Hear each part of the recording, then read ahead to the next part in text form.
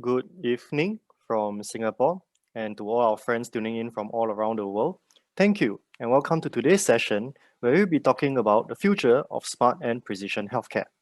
My name is Wei Min from SGInnovate, and for those who may know, SGInnovate is a government-backed deep tech investor and company builder whose mission is to help entrepreneurial scientists build deep tech startups that are looking to solve big global problems.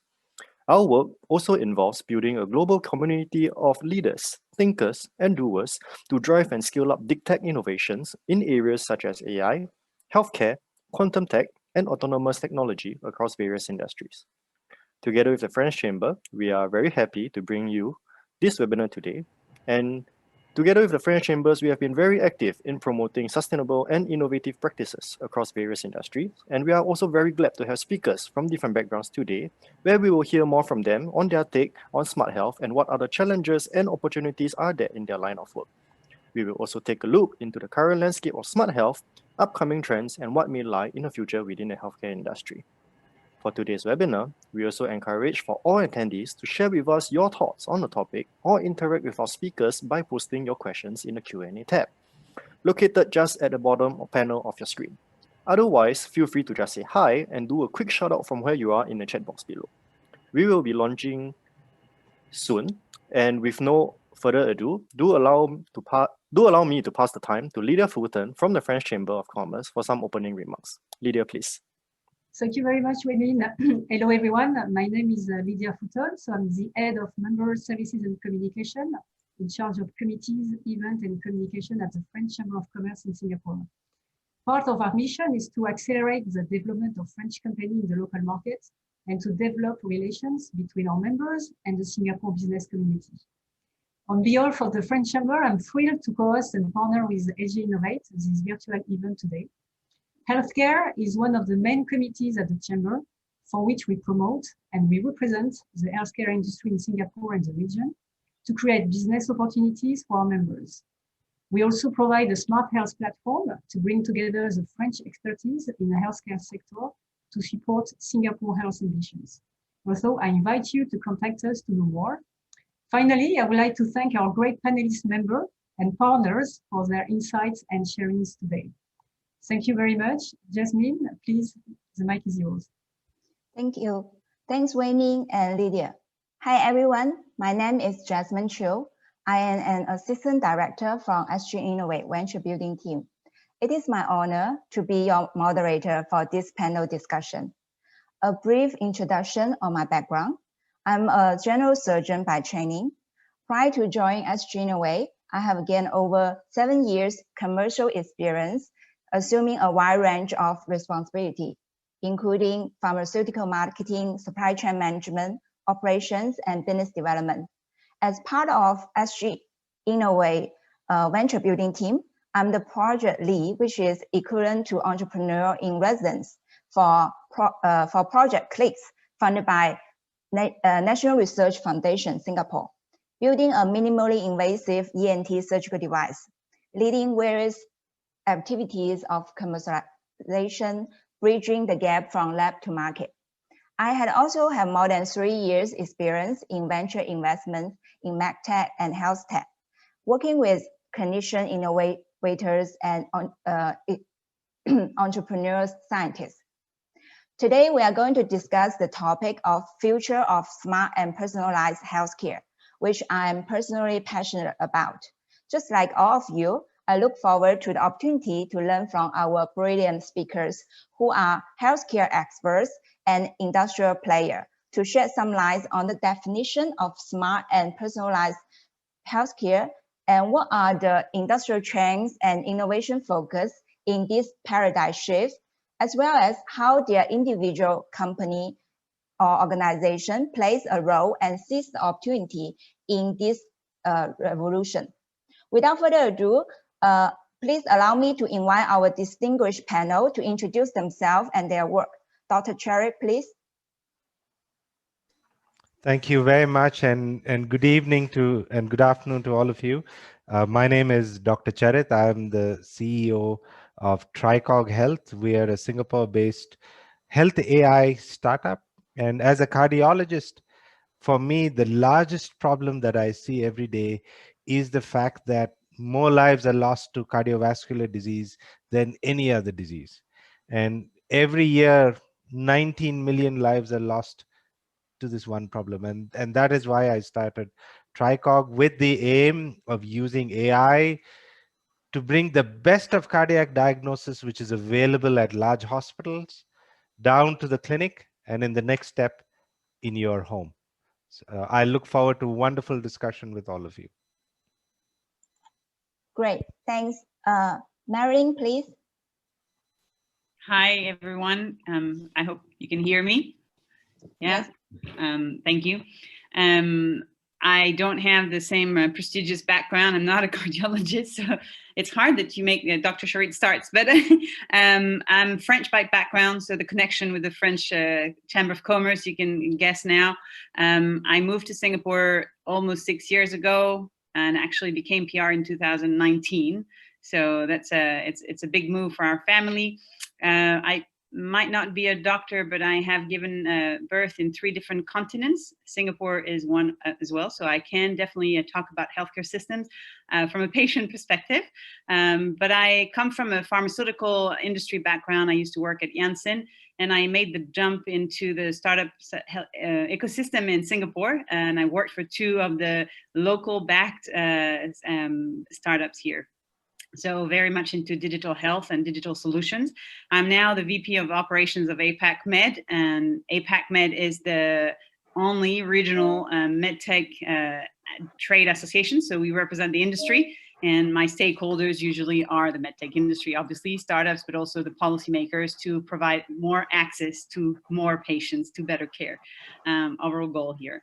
I'm very happy to be talking today. I don't have a main challenge, I would say, as Dr. Charit has, because it's very much focused, but I always look forward to expand the services and the products offering in the region.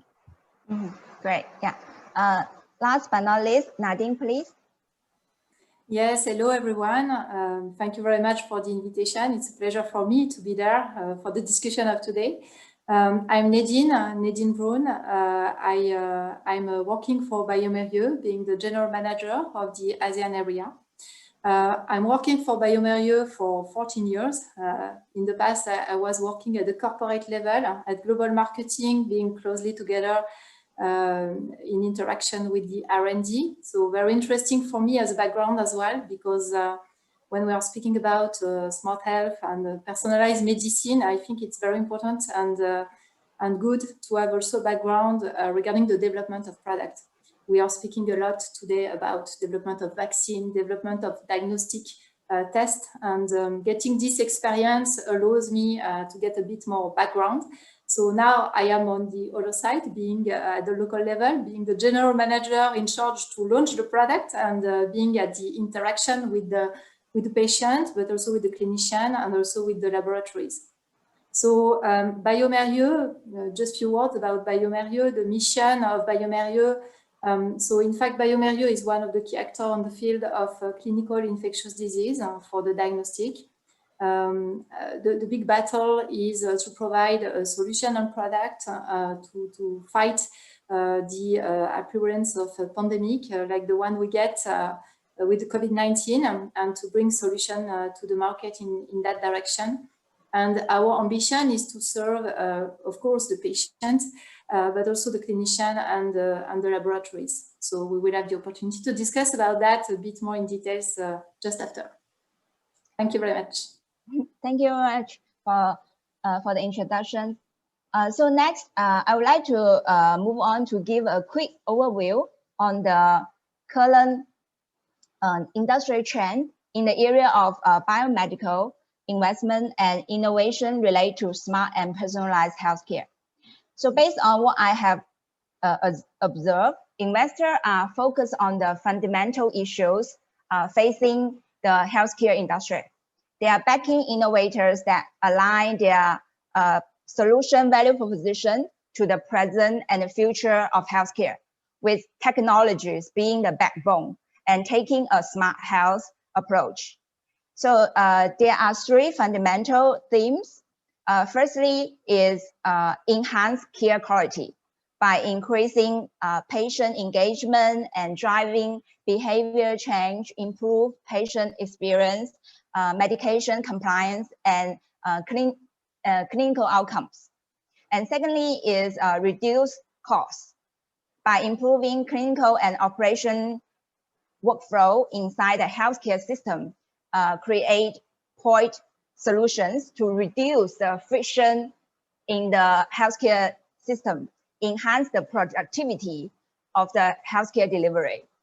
And lastly is to improve the access to care by virtual care delivery and telemedicine. And we also see that artificial intelligence, AI, has the potential to transform how healthcare is delivered, as it can support the improvement in care outcomes, patient experience, and access to healthcare service. According to Accenture analysts, when it combined, the key clinical health AI application can potentially create $150 billion in annual saving in the United States healthcare economy by 2026 in the various areas of chronic disease management, care delivery, clinical decision support, diagnostic, triage, and self-care and prevention and wellness. We can already validate this market sentiment by with the transaction data of 2019. With the massive private funding round and gigantic IPO exit, often exceeding hundreds of millions, the digital health or AI sector features some of the biggest venture deals globally. The European list of the largest transaction is topped with investment deals in 2019, such as the 465 million euro round raised by the UK AI health service specialist Biomario Health. A similar finding holds true for the United States as well. In the US, the largest transaction involved a company also from digital health and AI, Bright Health, AI healthcare platform company, raised a round of $635 million US. Another trend I have observed is the healthcare has shifted to a P3 medicine. P3 stands for prevention, precision, and personalization, which means developing preventative strategy to monitor and maintain health, as well as therapies that can directly address the various aging process to delay or prevent the onset of age-related diseases, including the approaches of personalized diagnostic, personalized prognostic, personalized biomarker analysis, etc.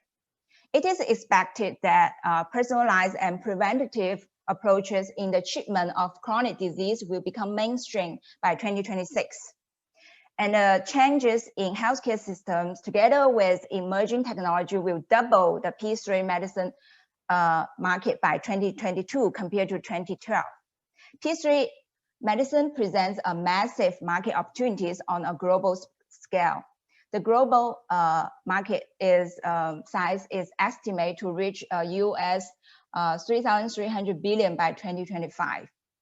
Yeah, so now I would like to invite our speakers to share their view on what's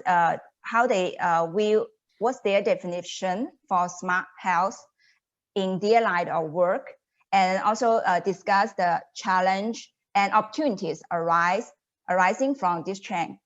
So the first question is for Marion. So with smart health covering quite a broad scope of topic and area, can you share with us that what smart health and innovation means to you and your organization? Sure. Just checking you hear me. I'm not on mute. Yeah. So I don't represent a company. I represent an industry, and then also highlights when it's my personal view so that you know.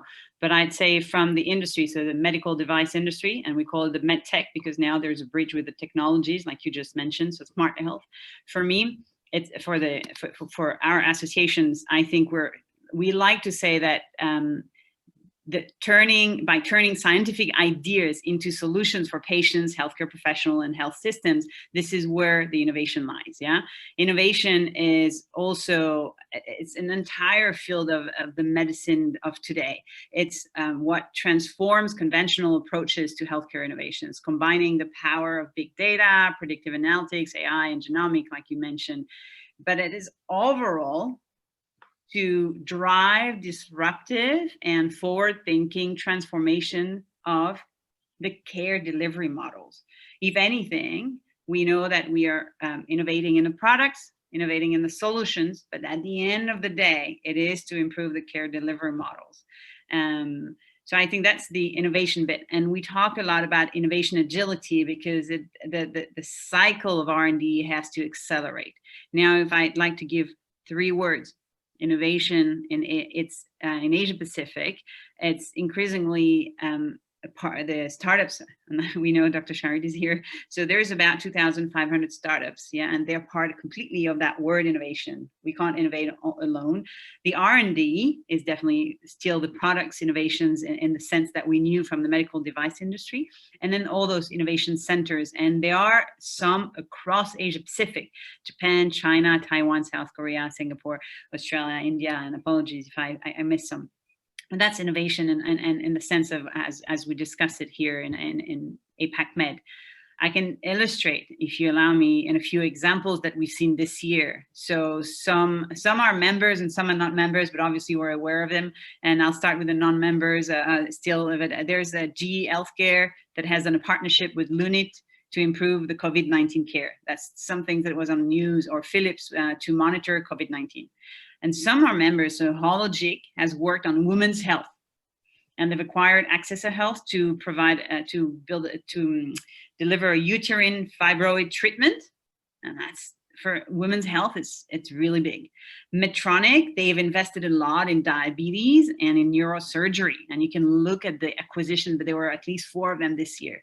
So like I said, innovation is to disrupt and to change the care delivery models. And that goes through acquisition, R&D, and I think overall agility.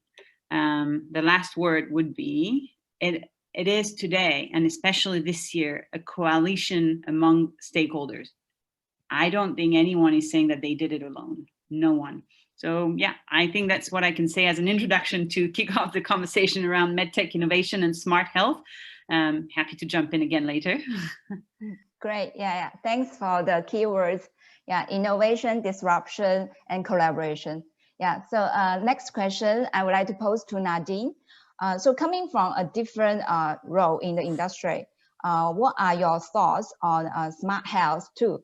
And how does your work at your company contribute to such development?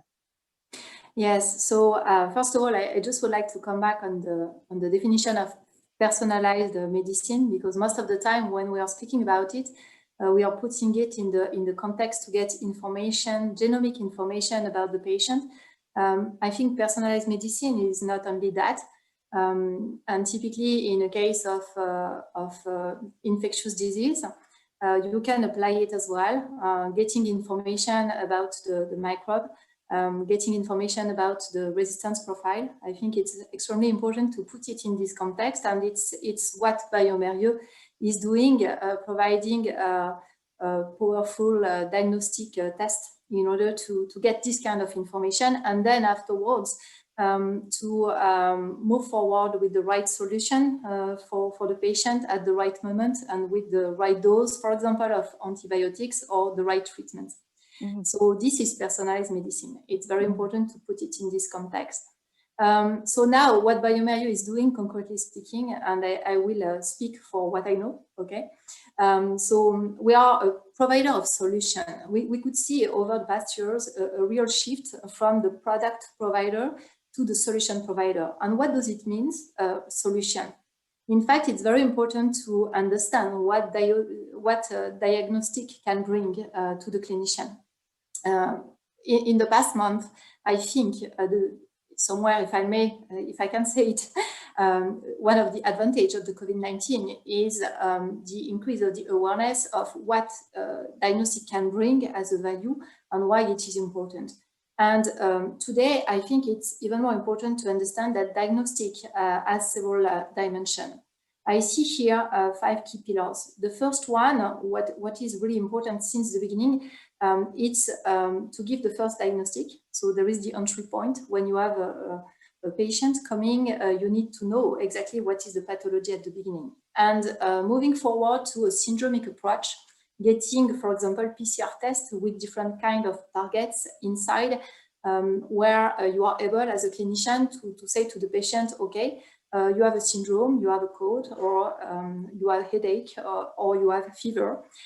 With this test, I will be able, in less than 1 hour, to tell you potentially which kind of issue do you have. Is it coming from a bacteria? Is it coming from a virus? So it is what we name the syndromic approach. This kind of diagnostic test is extremely powerful. So this is the first pillar regarding the what I name the primary diagnostic. Afterwards, there is a second one, which is the severity assessment. It's very important also to be able, with biomarker like procalcitonin, to assess what is the severity of the pathology.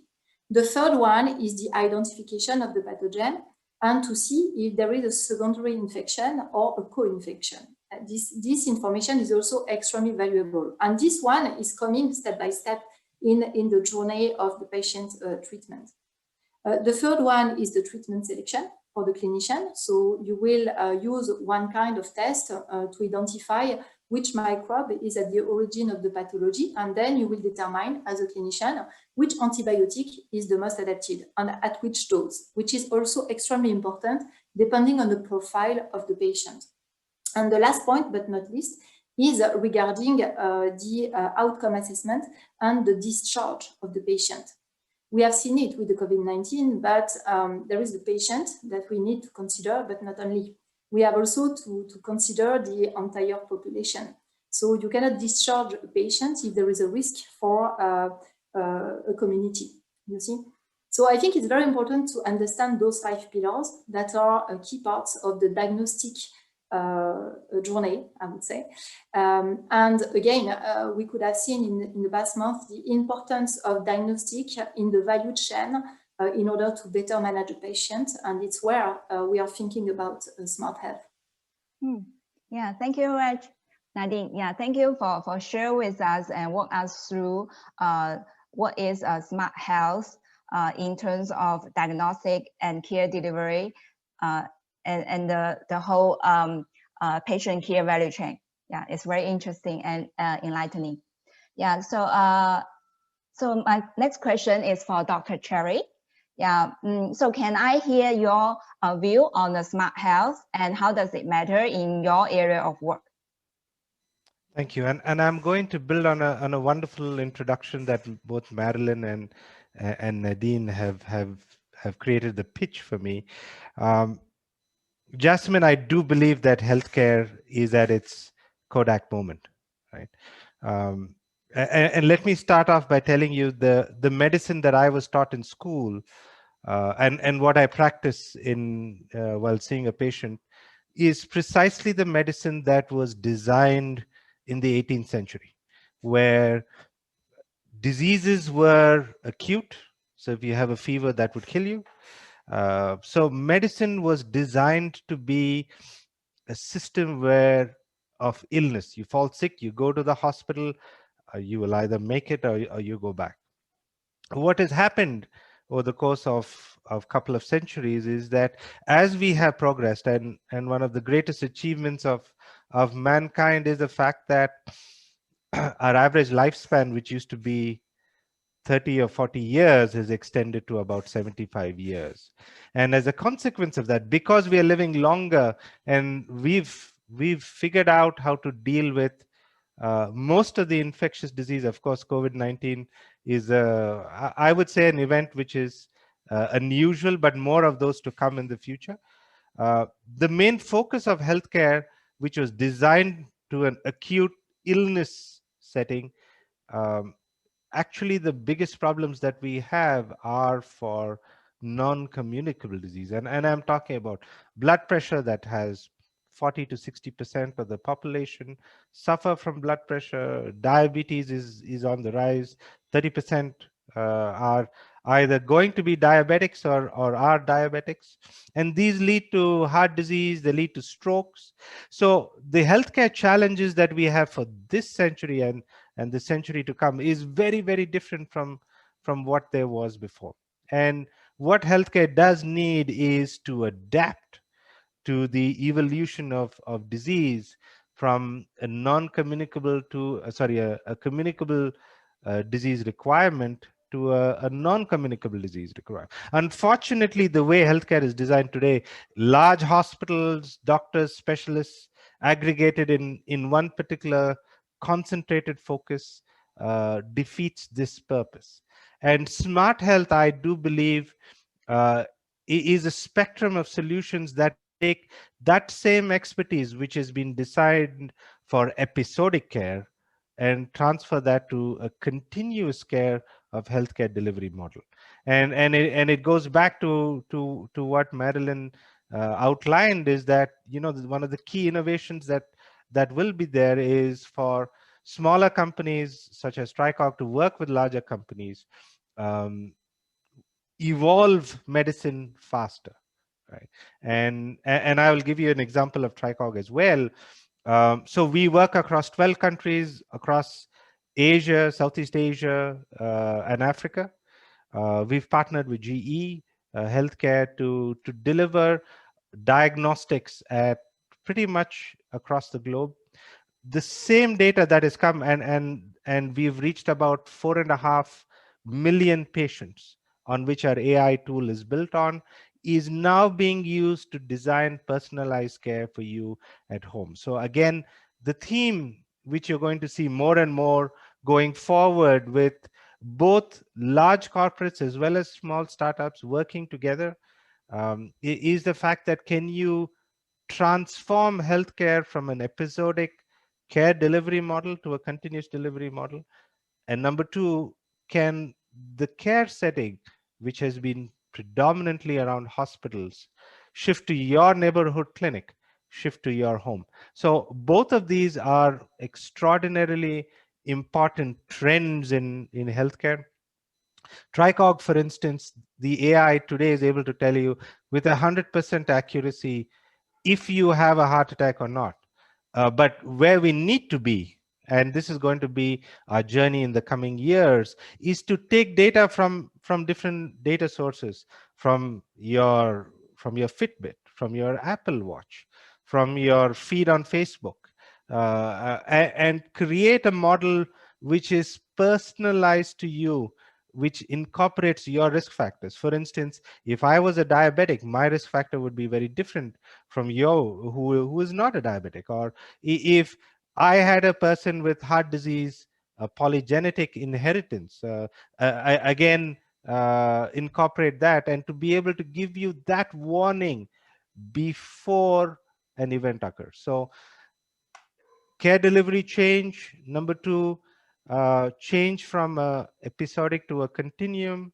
And number three, from actually putting out fires to preventing fires from happening. I believe these are the three different transformations that we are in the midst of. And I do believe that the next decade is going to be a very, very exciting time for all of us. Thank you very much, Dr. Cherry. Yeah, I really appreciate you share TriCog's endeavors in, as you say, the healthcare model transformation, right? The riding on the trend of decentralization, smart and personalization and prevention, prediction. Yeah, so this is super, super exciting. And as you say, this is the critical moment, yeah, for us to seize the opportunity to transform the healthcare care delivery model. So now we are more familiar with the speaker's view on smart health. So let's take a look into what are some of the upcoming trends and how the industry can potentially be developed towards in the future of smart health and personalized healthcare.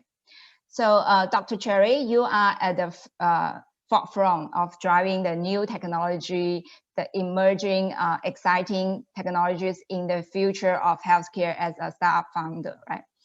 Can you share some more on your journey and especially some of the challenges you have faced so far while adapting to the rising trend in healthcare.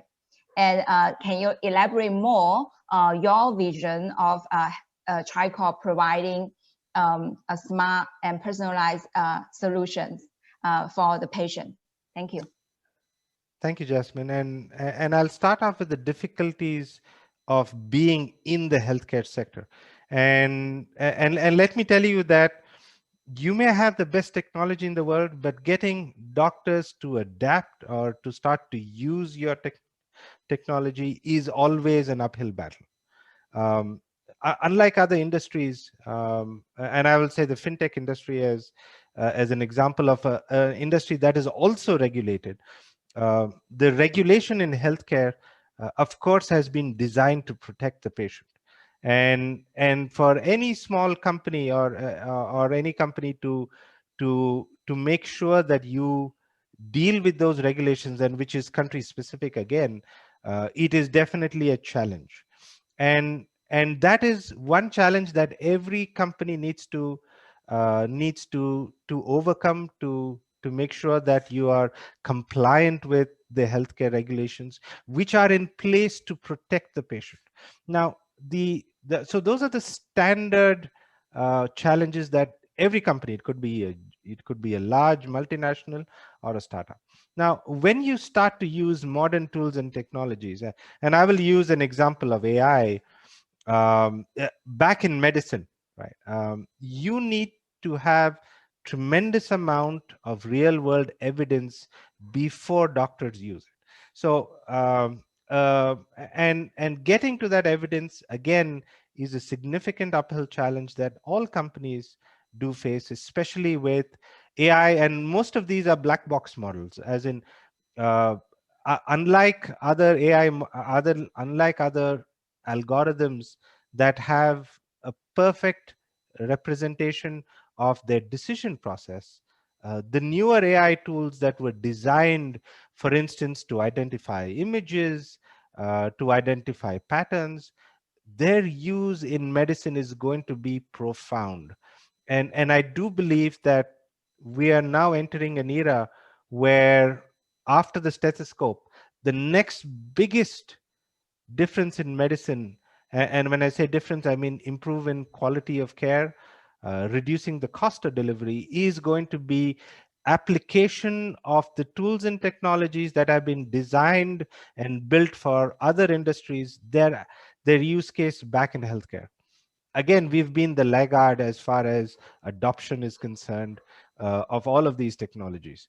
Now, what TriCog, for instance, as I said, has done is that we've scaled very, very quickly to 4.5 million patients across the developing country. And in the process of doing that, what we've been able to do is to gather tremendously large amounts of data, and using these tools and technologies, able to create AI-based algorithms that is universally acceptable, universally available, on demand, anywhere in the world. So anywhere in the world, within 6 minutes, you can access the TriCog algorithms to determine whether you're having a problem or not. Now, our focus, of course, is today, we've done that with tremendous amount of success, is to be able to do so within 6 minutes with 100% accuracy.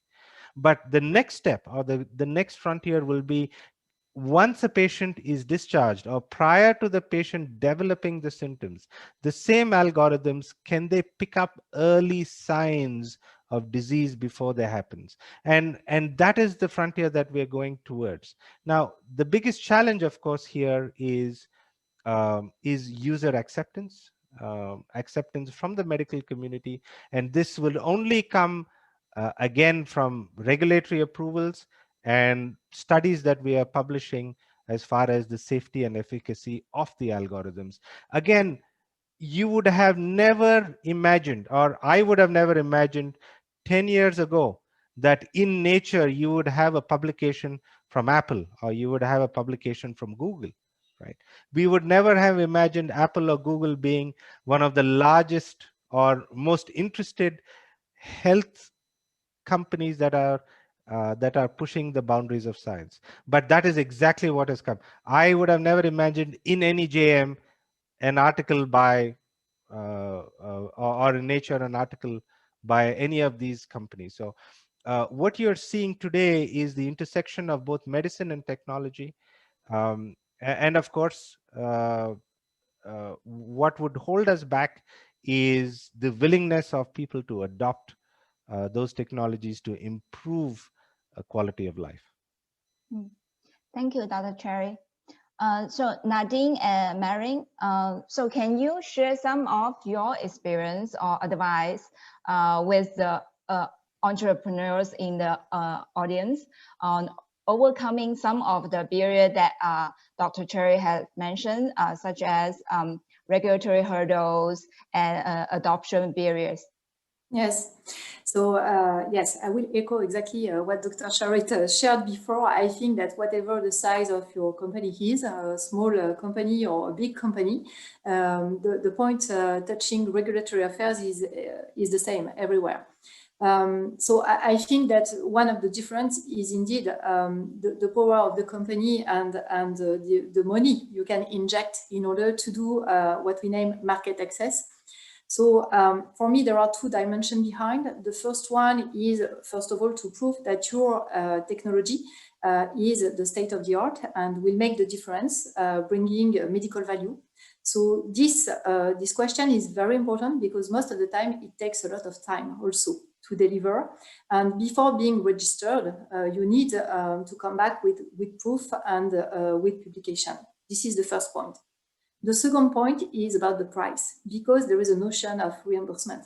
And you can have the best technology of the world, but even more, when you are addressing the countries, developing areas, for example, do not believe that because your technology is the state of the art, you will do a market penetration very fastly. It's not the game. In fact, the reimbursement part is extremely important. So it means that when you are arriving on the market with a very nice innovation and wonderful technology, it takes a lot of money, a lot of time as well, to raise the awareness and to get this approbation regarding the reimbursement. So for me, those are two key factors.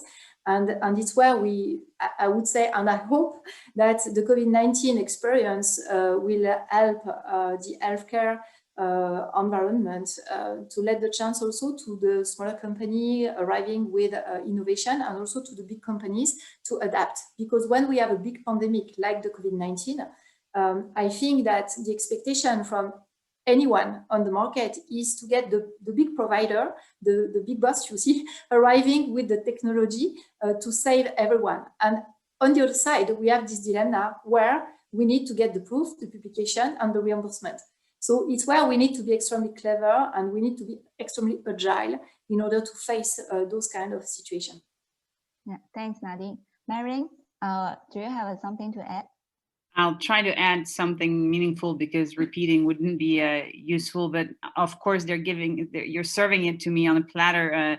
APAC Med biggest committee is regulatory committee. So there might be a reason for that. We have 200 members and that's the regulatory committee. The second one is market access. So definitely I can only echo what those companies, small or big, are going through. They need support in, I think, so there is a reactive angle, but there is a proactive angle. So in COVID-19, then I'm going to switch to the reactive. We've been reactive, but to the challenges that you were naming, Nadine and Dr. Charit, I think what we saw was an acceleration of several things. The first thing was adoption. Suddenly everyone was using, you understand what I mean, telehealth.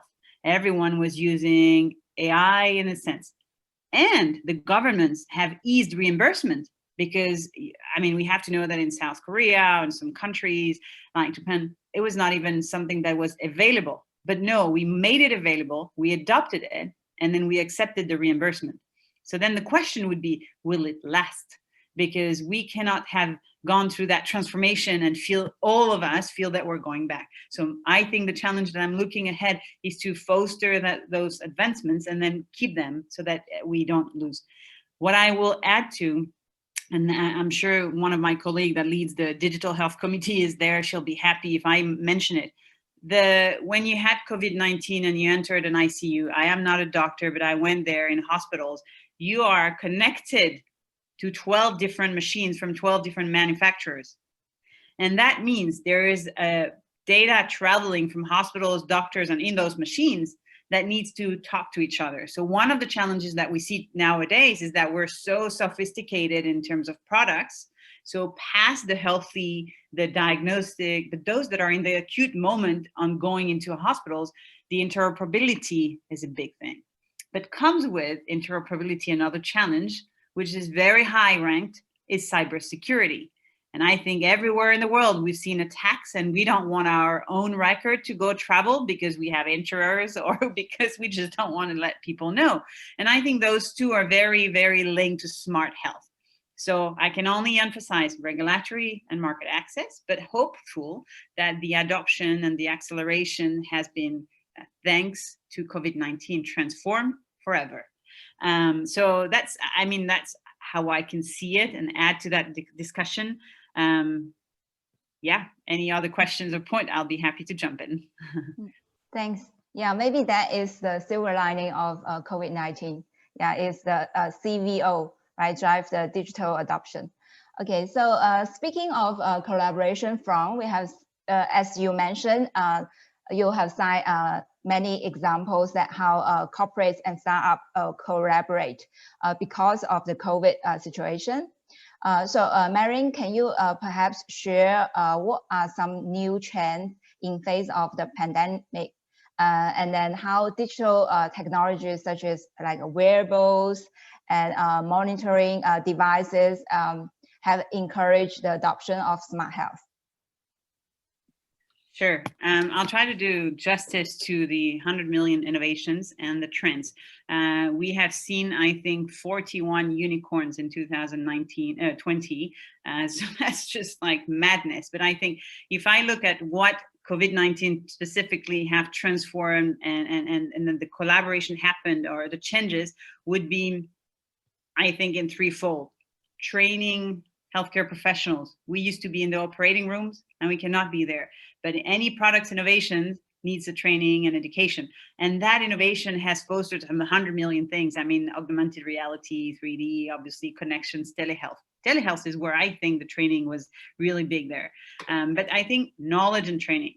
Then if I look at how we could support clinicians supporting the non-COVID patients, that's where we saw collaboration. Everyone was focused on COVID-19 patients, but I think Dr. Charit will approve. People had heart attack, had cancer, gave birth, and all this happened. And we had to innovate in helping with the digital tools to do virtual monitoring, treatments, and probably have a different operational workflow to deliver virtual care. And we saw, so I don't think it's a unicorn, but a company that has raised 100 million to create an ICU at home. This only happened because of COVID-19, but it's not related to the COVID-19 patients. And then there are, like you said, I think the other support. And I think when we looked at the value chain earlier on, we saw prevention, diagnosis, but there are those that have chronic conditions. And today we live long, but we live with several diseases because we get so old. So that's good and bad, I guess. And the remote monitoring, if I were to look at all the companies that we represent, everyone is mentioning home to care, remote monitoring, apps, supporting patients and clinicians. So I'd say training, supporting non-COVID patients handling, and remote monitoring. Now, if you ask, now I speak on my name.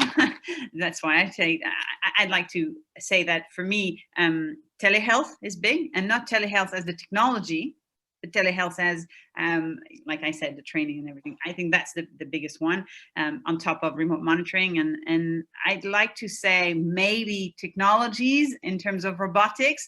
I am not a big futurist, but I'm imagining that if you don't want to go in the operating room and some robots can do some stuff, that's probably where the future lies. So at the end of the day, anything that allows us to be faster, personalized, and probably predict. So that's where Nadine, so I guess all of it, but predict, faster, and personalized is where I see the trends. Yeah, so I gave you two views. Thanks. Yeah, Nadine and Dr. Cherry, would you like to add on your experience with the trend? Yeah, on my side, I just have one comment to be added, which is extremely important as well. And sometimes we do not think too much about it, but it's the level of service that we can bring to the clinician and to the laboratories. And typically during the lockdown, it was extremely important for us to get access to the machine, to the instrument, to continue to train the people who were using COVID-19, the new test, you see, because they were new, so they had to be trained. And the digital approach was just wonderful to make it happen. The level of adoption has been extremely quick. Regarding the data transfer, we didn't speak about that, but we still have the question of cyber security, which is extremely present here in Singapore. So it's one of the points that we have to secure. Nevertheless, for the next step, I strongly believe that it will be the future, and we will be able to bring new solution in that dimension. So yes, I'm very optimistic. Thank you. Dr. Cherry, do you have something would like to add on for the trend?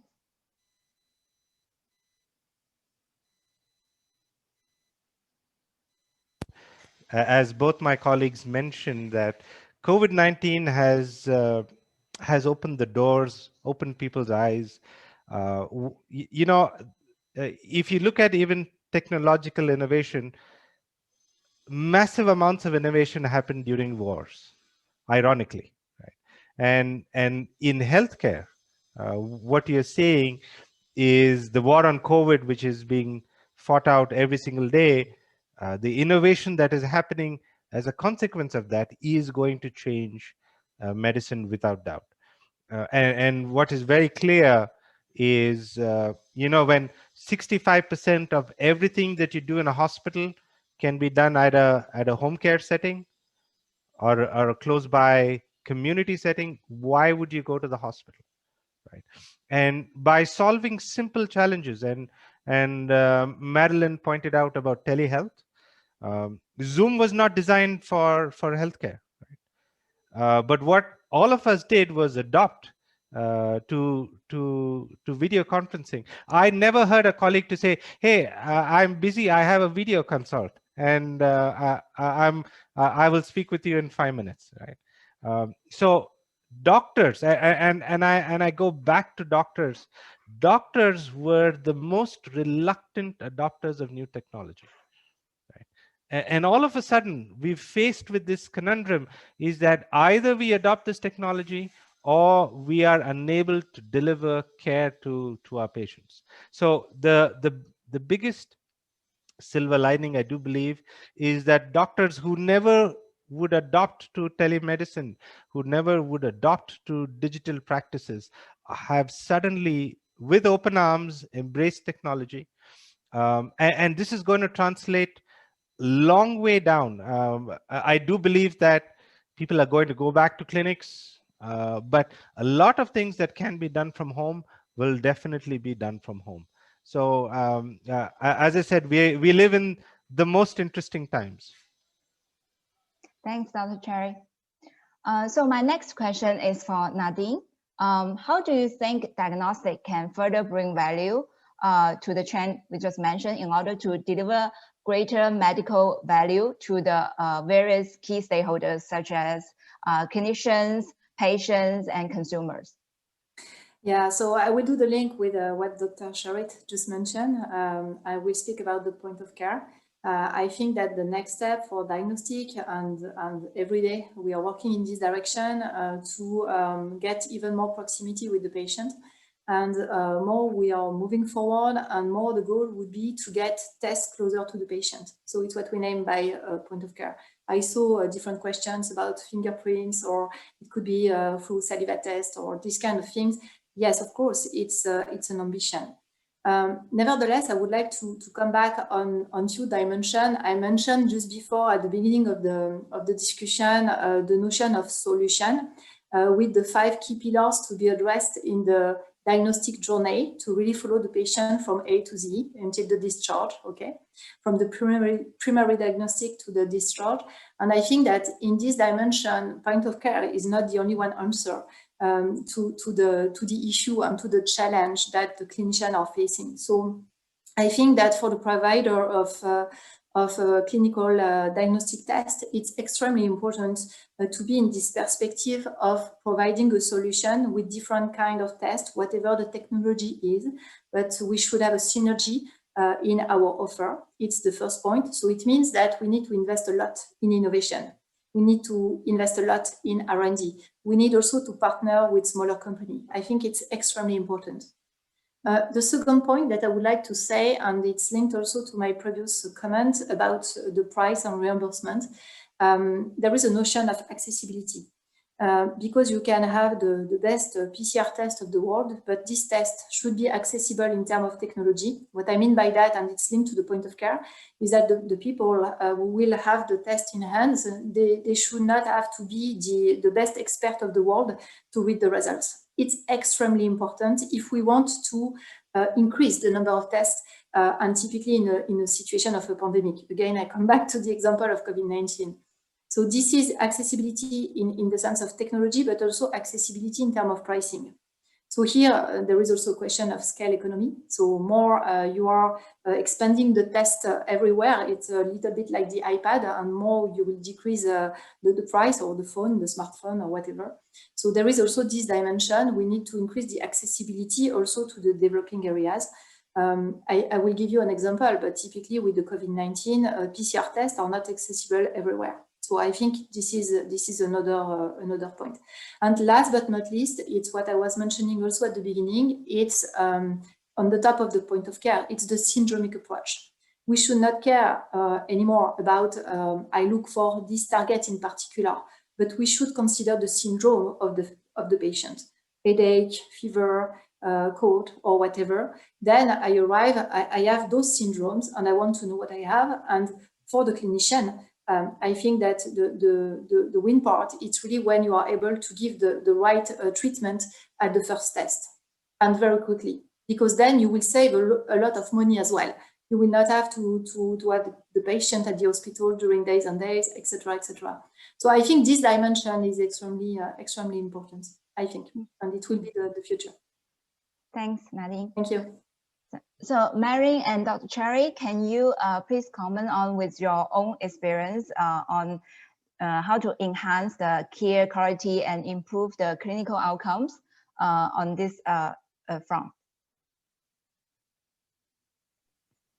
I'll quickly add on to what Nadine said, and the point that she made is the growth of diagnostics. Now, biology is always going to happen. So you are always going to have biology breaking down and leading to diseases. We have established diseases, infectious diseases like malaria, tuberculosis. We have COVID today. Tomorrow, you're going to have another pandemic, right? But the biggest difference that technology has done in terms both of diagnosis and treatment is that you are using these modern tools and technologies in the hands of the doctor at the right time for the right patient, right? And there is no use of the best test in the world which is available 3 days later, right? The patient is going to be dead.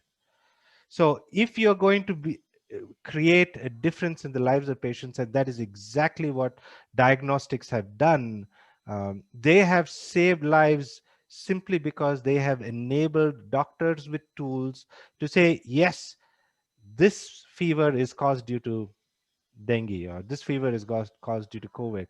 This is a problem due to a heart problem. This is a problem due to heart failure, or this is due to asthma. That power that you have given the doctors as a consequence of technology is going to grow more powerful and more powerful. And the accessibility, and that is something again that Nadine very beautifully mentioned, is going to be the key, right? The best camera in the world is an SLR, which is lying in my cupboard. I haven't touched it from the time that I have my camera with me, right? And diagnostics is exactly the same. Making sure that it is accessible, available to the doctor when his patient has a problem, I believe is one of the brilliant uses of technology today. So I see this growing bigger and bigger. Diagnostics have come a very long way from being a few reference labs in a country to being in every hospital, to being point of care, and then at home. So the evolution of diagnostics has revolutionized medicine and the practice of medicine, giving the doctors the ability to start treatment at an early stage, to diagnose at an early stage, and actually changing the course of disease. Thank you, Dr. Cherry. Mary, do you have something to add? I don't think I have much to add, and it's 5 minutes to go. But if you have any more questions, I can see in the Q&A some questions. Yeah. So yeah, I think this question that actually is very close to the startups' heart, and also for the corporates, is actually is a question posed from Candy Gunn from MOH. So the question is, how do startups, SMEs, or large firms expect to work with governments and regulators to ensure the uptake of digital health product protecting patient welfare? I can speak from an industry perspective. So I represent, we represent the small and the biggers. I don't know how we are supposed to work with the governments, but I think we are collaborating, and the collaboration is what I said at the beginning in terms of innovation is high. And it comes from some of the, so far the regulations that have been used to approve or reimburse of any digital smart health products or solutions were medical device regulations. I think they are moving to, they will change. We see a few countries in APAC where we collaborate closely, which is Japan, Korea, Australia, and Singapore. And a lot of the new digital health have been reimbursed or approved. And so I think if you're asking how we're going to work together, I think we're going to do what Nadine and Dr. Charit have said. We're going to generate clinical evidence, like we do in general for anything, because we believe in science. And I think that's the first statement I made. We're transforming scientific ideas, but it's still science, yeah? And we are working, I think, on different regulations, not improvement, but changes, and they have to be adapted. And that's for us to have a position and look at what has been done globally. So we're constantly looking at what the US, Europe, or any advanced countries, so Korea and Japan, probably in Singapore in the region, are doing, and sharing the best practices and the best examples. And on a continuous basis, the large corporate will provide clinical evidence. I think for the smaller companies, and I came from the startup world, we cannot invest as much money in generating clinical evidence. And I've seen a few of the questions were related, how can we trust, how can we generate data? I think we can. And we need to believe in the safety of those data. It won't be as big as a pharmaceutical clinical trial. So I didn't give a clear answer, but I think we need to look at what global is doing. We need to collaborate together. We need to generate evidence, and we need to share best practices. There are so many people doing the same sort of advance in the world. Collaborating is high on the list. There is no one that has the right key, yeah? And we are here. We have seen the Medical Device Association in the world take the lead in engaging with startups, with policymakers, with everyone to share and share and share. And when it was needed, we knew who to call. And I think this is the proof of the work that we collaborate. Is it optimal? I don't know. We're learning as we walk, I think, all of us, that the willingness of collaborating and sharing is here. The investment is big. I think the governments cannot, I don't know, but I think the government cannot ask to generate 1 million things before it get accepted. We have to walk and then learn and trust each other. Trust is probably the second word I should close this conversation on. We trust one another, that we do the best to improve the patient outcomes. I think it's the big words, but if we cannot challenge those big words, they're necessary in everyday what we do. Yeah. So I don't know. I mean, they have concrete examples, but we had really little time to close. It gets exciting when it goes to the questions. Yeah, thank you. Thank you very much for sharing the perspective from the Industry Association.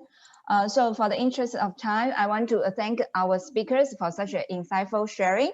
And it was my pleasure to be part of the discussion. And thank you very much for tuning in for our event today. And now I will hand over to Wei Ming to close the event.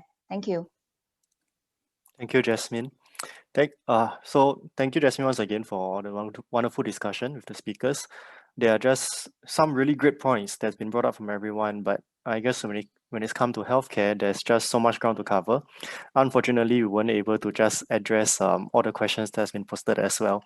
But that being said, I'd like to represent SGInnovate to thank all the attendees who stayed with us until now. And I would like to say a very big thank you to Lydia and to all our speakers, Dr. Chariot, Marilyn, and Nadine for the webinar, for all the great insights and discussion points shared by everyone. For the attendees, do keep a lookout for our post-event mail, which will contain a recording of this session, and do reach out to us at events@sginnovate.com if you'd like to connect with any of our speakers or just have a chat with us for collaboration opportunities. Do also remember to give us your post-event feedback when you exit this webinar or through the post-event mail as well. So with that, this is Wei Min signing out from this webinar. Hope that everyone have a great day ahead. Stay safe, stay healthy. Hope to see you again in our next webinar.